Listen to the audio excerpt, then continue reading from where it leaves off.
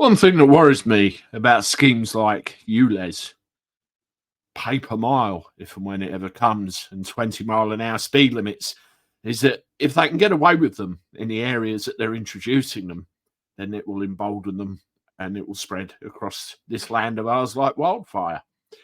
Now, you look at ULEZ, it's very unfair on an awful lot of people, businesses.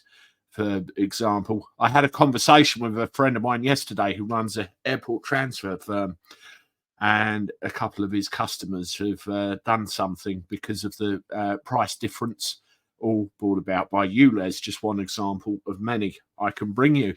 Now, if you think ULEZ should be scrapped, subscribe to the channel, because you're among like-minded people on here who think it's not fair and it's nothing more than a tax. Now, this guy here, his name is Gareth Johnson. As far as I know, he is the MP for the Dartford constituency. And he has announced the bringing forward of a private members bill, which will basically allow them to discuss in Parliament the idea of bringing in a law into place which will effectively scrap Sadiq Khan's ULEZ. And there he is with his trademark politician open-handed gesture, turn us all how it's going to be. Now, a private members bill is a mechanism by which a group of MPs can bring something forward outside of the normal government time to try and introduce or put in a new rule, which is important. There's a group of about 20 of them which have brought this, and Gareth Johnson is the person that's announced it. A little bit more detail on this private members bill is here. I'll make this full screen so you can see it. Okay, speaking out about the bill, which will be presented to Parliament on Wednesday, so that's tomorrow, he said, "I'm introducing a bill which, if not talked out, will overturn the ULEZ expansion which came into force in August.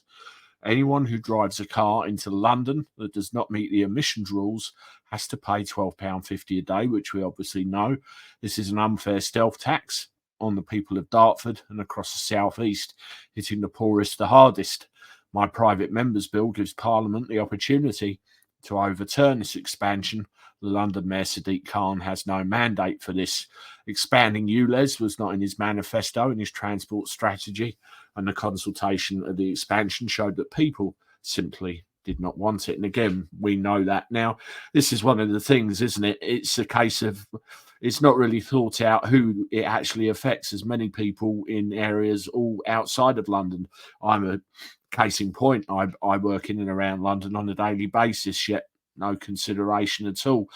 I do, however, find the timing of this very curious, as there's a general election next year, because if this is pushed through, let's just say miracles happen and this does happen and the expansion is scrapped, wouldn't that be quite the election winner for the Conservative Party? It would please an awful lot of people.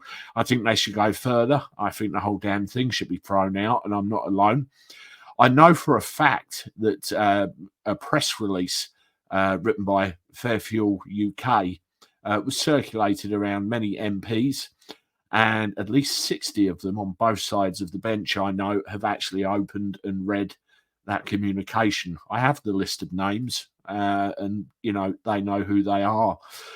Let me know what you think of this. Me, personally, I think it's a valiant effort. Best of luck, but there's the whole talk out thing. It's called filibustering. They only have an amount of time to get this discussed, get it through. Otherwise, it won't happen. I believe that's what's going to happen. I believe that, you know, it's not going to amount to anything. I hope I'm wrong. Let me know what you think.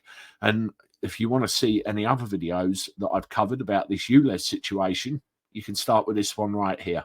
I look forward to talking to you again soon.